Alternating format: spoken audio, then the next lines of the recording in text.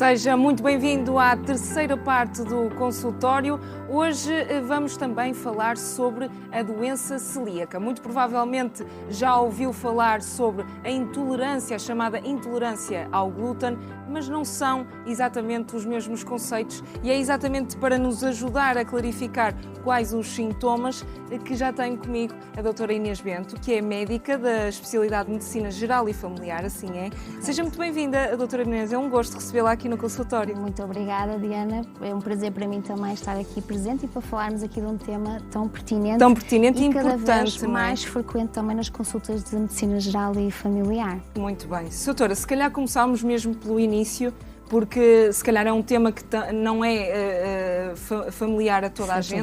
O que é a doença celíaca? Portanto, a doença celíaca é uma doença crónica, portanto, que vai acompanhar o doente durante toda a vida e é também uma doença autoimune em que o nosso organismo vai ter como que uma falta de tolerância a uma substância que se chama gliadina, que está presente no glúten. Pronto, e esse glúten é uma proteína que está depois presente ao nível, por exemplo, do trigo, da cevada, do centeio, que está presente em praticamente ou em muitos dos alimentos que nós consumimos. E que nós nem sabemos. E que nem sabemos, exatamente. Pronto, e o que é que vai acontecer no organismo de alguém que tem doença celíaca quando come um alimento com glúten? Portanto, vai haver uma resposta inflamatória do nosso organismo que vai fazer com que haja uma lesão ao nível do intestino e que vai comprometer a absorção e também a digestão dos nutrientes, que depois vai levar a uma série de sinais e sintomas derivados, portanto, dessa alteração da absorção. Então, a inflamação é sempre no intestino? No intestino delgado, está bem? Ao nível do duodeno, ok? É aí que realmente ocorrem, ao nível das vilosidades intestinais, que é uma parte do intestino, com umas pregas, onde realmente vai ocorrer a absorção dos nutrientes e a doença celíaca, portanto, a parte afetada do intestino é precisamente essa. A do delgado. Exatamente. Doutora Inês, então, na minha introdução referi exatamente a diferença entre doença celíaca e a intolerância ao glúten, porque agora é muito comum a pessoa dizer eu sou intolerante ao glúten porque desenvolve algum tipo de inchaço quando como muito pão ou alguma massa, etc. Certo. Mas não é a mesma coisa, pois não? Não é a mesma coisa. Portanto, a doença celíaca é uma doença crónica, como disse há pouco, está presente ao longo de toda a vida do doente e ele vai ter que fazer esta dieta sem glúten durante toda a vida. Enquanto que, por exemplo, a intolerância ao glúten normalmente ocorre por um período de tempo mais curto, habitualmente 3 a 5 anos, porque com o passar do tempo, portanto, o nosso organismo acaba depois por ganhar tolerância a essa substância, a esse alimento e acaba, portanto, a alergia alimentar ou a intolerância alimentar por desaparecer. Para além disso, na alergia alimentar também não há geralmente alterações da absorção intestinal e, portanto, não vamos ter os déficits de nutrientes que vamos ter na doença celíaca.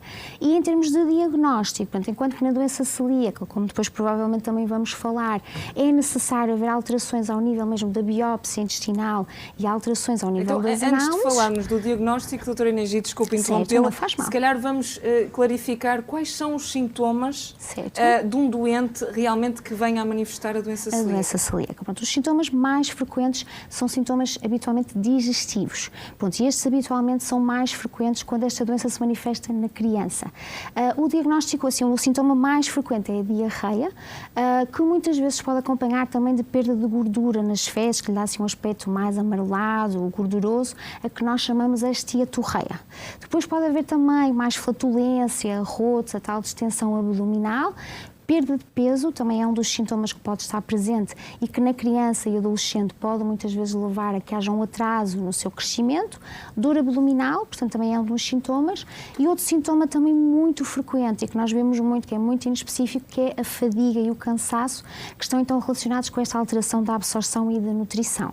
Depois temos ainda alguns outros sintomas extraintestinais e estes que são mais frequentes quando a doença se manifesta no adulto e que podem ser, por exemplo, anemia, isto por deficiência da absorção, por exemplo, do ferro, do ácido fólico e com menos frequência da vitamina B12, alterações ósseas, como por exemplo a osteoporose, que depois vamos ver que é importante fazermos este rastreio nestes doentes, por déficit de absorção do cálcio e da vitamina D, alterações ao nível do fígado, também alterações neurológicas, como falta de força ao nível, por exemplo, das pernas, dos braços, sensação de dormência por alterações da absorção do cálcio ou do potássio, por exemplo, alterações ao nível da pele E nos adolescentes também é muito típico haver alterações menstruais, nomeadamente a ausência de menstruação, e também um dos sintomas que pode ser, portanto, um gerar sinal... infertilidade. Infertilidade, exatamente, tanto no homem como na mulher, portanto. Em ambos os sexos. Em ambos os Esta sexos, doença é exatamente. predominante em algum género? Ou... Sim, portanto, é predominante no género feminino, portanto, cerca de 2 a 3 mulheres para cada homem. E a nível de faixa etária? A nível de faixa etária, portanto, podemos encontrar habitualmente, principalmente em 2 faixas etárias. Primeiro nos bebés, portanto, normalmente entre os 6 e os 12 meses, que é quando vamos iniciar a diversificação alimentar e vamos introduzir as papas com glúten e, portanto, quando eles têm o primeiro contacto com o glúten, pode realmente vir a desenvolver estes sintomas. Depois, habitualmente, durante a adolescência é um período que não costuma haver muitos sintomas e temos depois um segundo pico de incidência, que é ali ao nível da 3ª, 4ª década. Muito bem.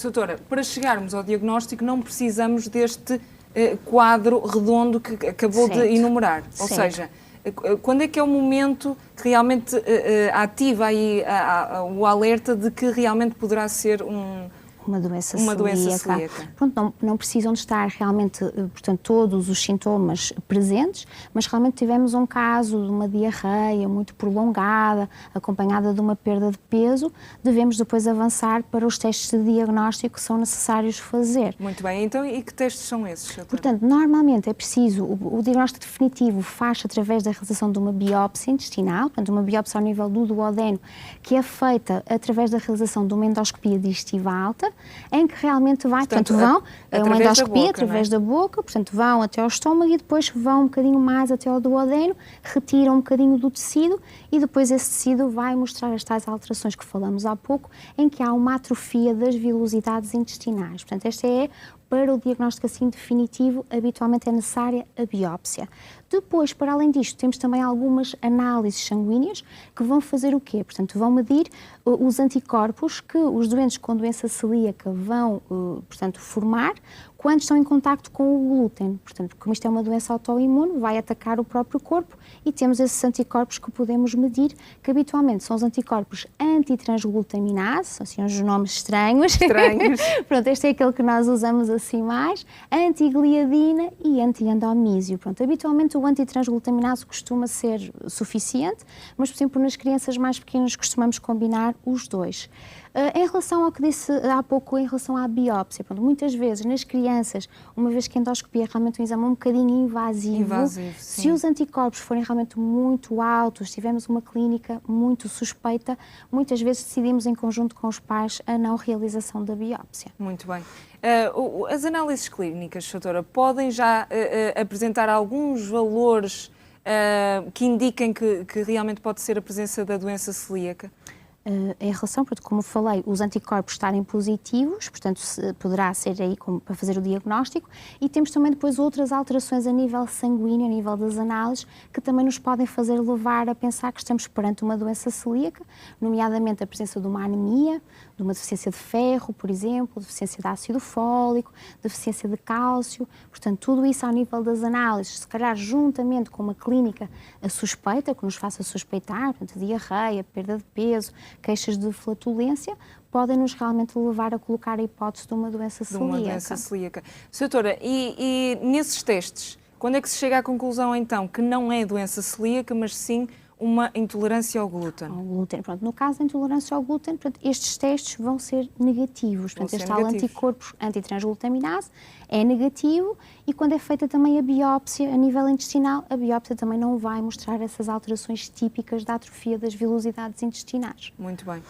Verificando então que há uma doença celíaca, doutora, qual é o tratamento mais indicado? O tratamento mais indicado é a dieta isenta em glúten, pronto, que não é nada fácil, não é como imagina. Ninguém quer ouvir, não é? Exatamente, pronto, porque o glúten está presente em praticamente todos os alimentos que nós consumimos e, portanto, é muito difícil de cumprir estritamente esta dieta. Uma coisa que surgiu boa foram realmente os alimentos sem glúten ou gluten free, pronto, ou seja, houve aqui uma evolução registada que ajuda muito estes doentes, exatamente. Pronto, que estes alimentos alimentos habitualmente têm menos de 20 partes por milhão de glúten e, portanto, os doentes com doença celíaca podem consumi-los.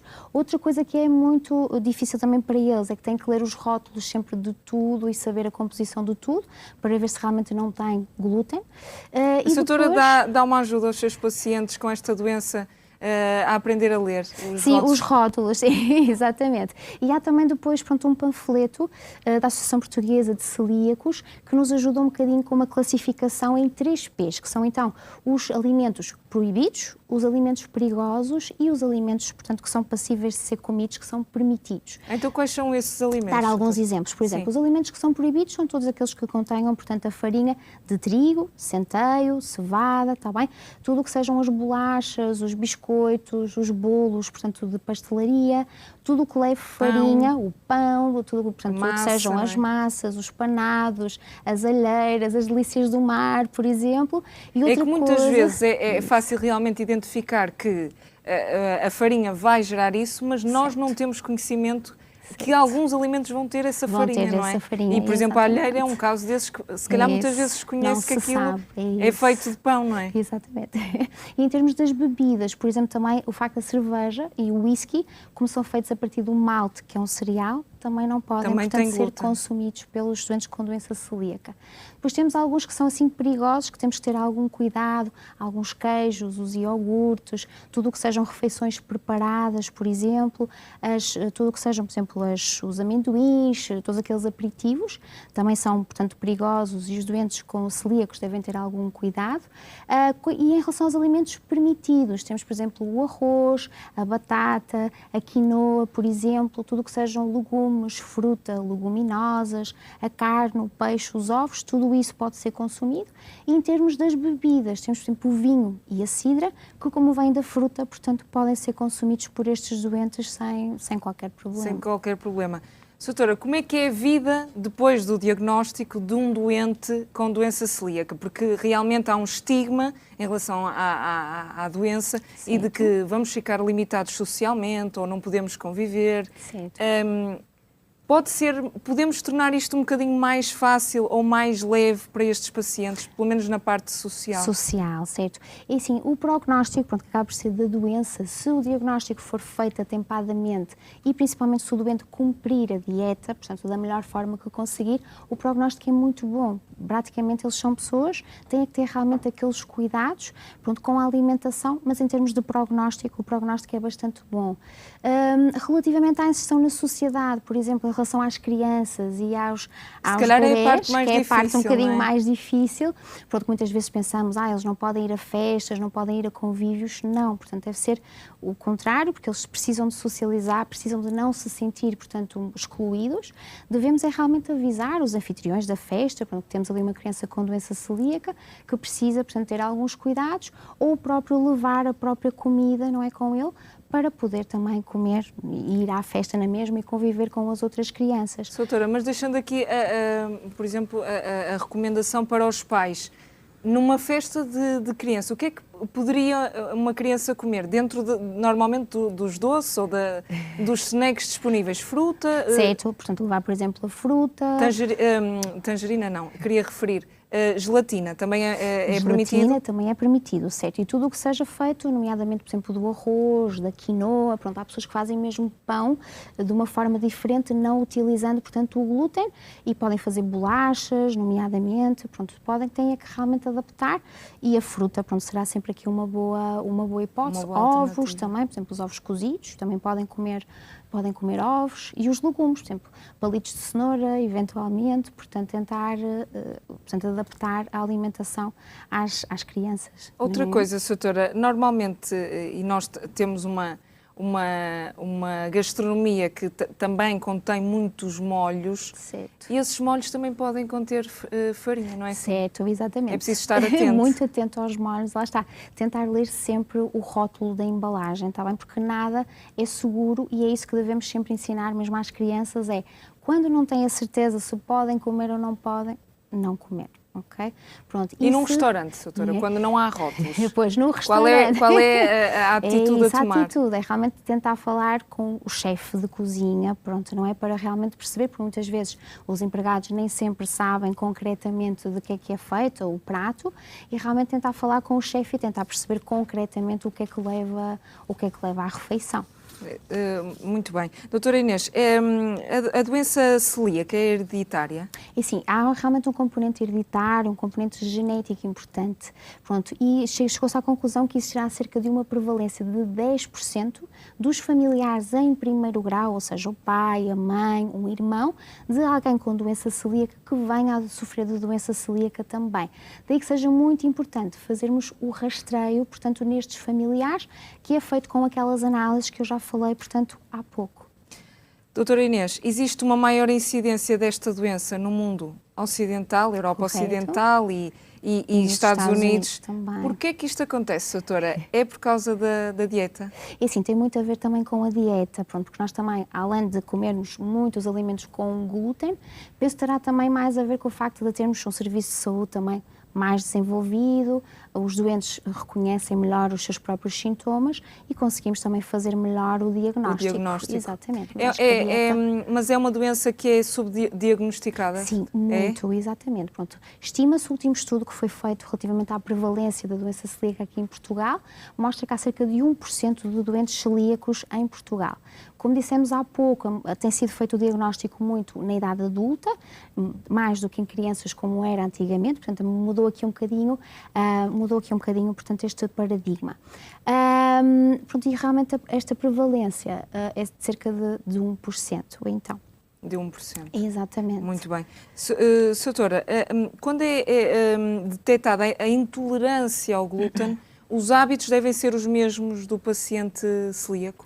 E sim, se realmente vir que causa realmente desconforto, que causa distensão abdominal, diarreia, flatulência, portanto, os cuidados penso que deverão ser os mesmos, não é? Agora, depois, o que acontece é que provavelmente vai durar menos no tempo, não é? Será uma coisa temporária, demorará aí 3 a 5 anos e provavelmente mais tarde poderá eventualmente experimentar voltar a introduzir estes alimentos e ver o que é que acontece, que é também uma coisa importante nos doentes com doença celíaca. Muitas vezes acontece que quando se sentem melhor, principalmente, por exemplo, na adolescência ou no jovem adulto, acabam por deixar de fazer a dieta. Pronto. E mesmo não tendo sintomas, a nível intestinal as alterações continuam a ocorrer. Portanto, e é muito importante mantermos sempre esta dieta isenta em glúten ao longo de toda a vida. De toda a vida. Toda a vida, exatamente. Eu sei que isto tem uma carga impacto muito grande. Um bocadinho pesada, não é? para os pacientes, mas depois deles engrenarem neste novo estilo de vida, é possível levar uma vida Sim, é isso. Com normalidade? Com normalidade, exatamente. Desde que tenham realmente estes cuidados sempre alimentares. Pronto, realmente é chato ter que ler sempre os rótulos, mas acho que depois entrando nesse hábito acaba por ser uma coisa um bocadinho natural e acaba por correr tudo bem e o doente praticamente é o que nós dizemos, não tem propriamente uma doença, porque não tem os sintomas e poderá ter uma vida normal como qualquer um de nós. Qualquer um de nós. Exatamente. Doutora Inês, existe algum tipo de apoio ao doente celíaco? E sim, em termos de apoios, o que acontece é que estes doentes, os produtos, como sabemos, sem glúten, são produtos que são um bocadinho dispendiosos e nem sempre estão disponíveis, portanto, em todo o lado, e eles podem realmente colocar essas despesas como despesas de saúde em relação nas despesas do IRS. O que é necessário? Colocar realmente no e-fatura como despesas de saúde e depois tem que ter também uma receita médica, não é? Pronto.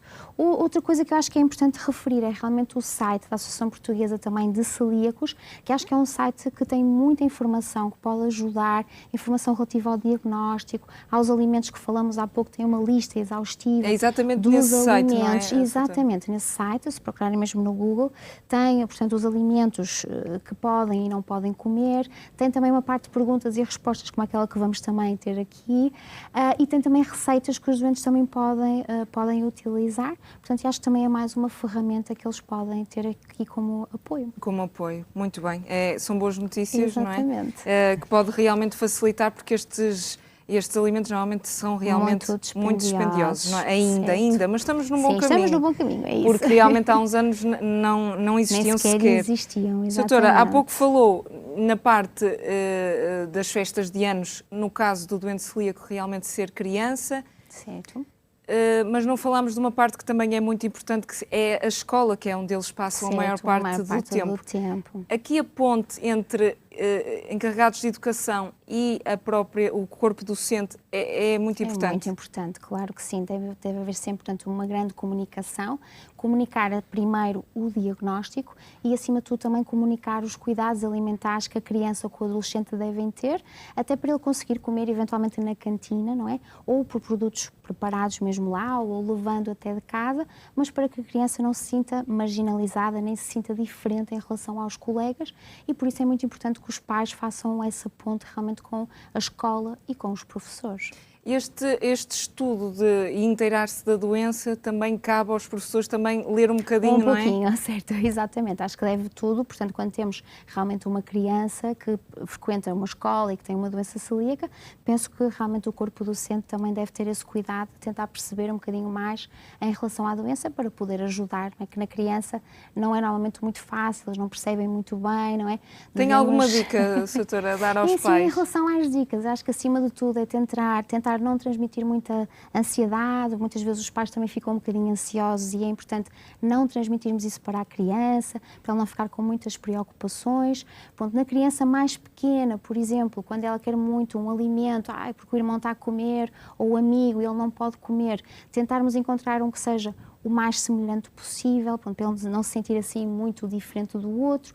As crianças depois já mais velhas têm outro tipo de compreensão, tentarmos aqui que de responder às questões, falar de uma forma clara, objetiva, o que é que pode comer, o que é que não pode. E como falei também há pouco, ensiná-los, portanto, quando têm alguma dúvida, realmente não comer, na dúvida não comer, e ensiná-los desde muito pequeninos também a dizer que não. Quando lhes é apresentado um alimento que eles efetivamente não podem comer.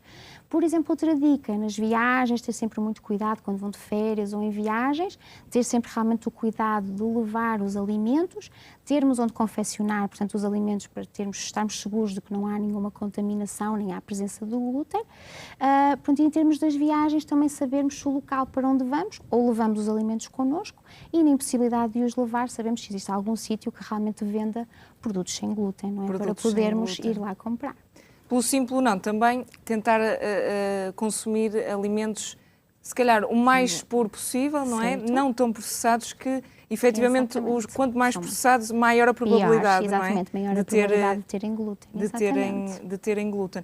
Doutora, os asiáticos, falou também da ausência de diagnóstico, que cá é mais forte no mundo ocidental, mas o que é certo é que a alimentação deles é mais baseada em arroz e vegetais. Exatamente. Isso ajuda, não é? Também ajuda, exatamente. Lá está, porque comem menos alimentos com glúten. E processados, não é? E processados também. Apesar de que, lá está, em África e no continente asiático, os números também têm vindo a subir, porque lá está, a alimentação deles também tem mudado um bocadinho, estão a começar também a ingerir mais fast food, mais alimentos com glúten e provavelmente também tem a ver com isso o facto da doença celíaca, a sua prevalência ou incidência também estar a aumentar nestes países. Muito bem. Doutora, fazemos agora uma curta pausa na nossa conversa, já continuaremos na quarta e última parte. Tempo agora de fazermos uma curta pausa. Já sabe, na última parte poderá telefonar para o consultório 22 508 3297 ou então, se preferir, escreva-nos para consultório@portocanal.pt indicando nome, idade, localidade e também a sua questão sobre a doença celíaca ou então medicina geral e familiar. Conto consigo. Até já.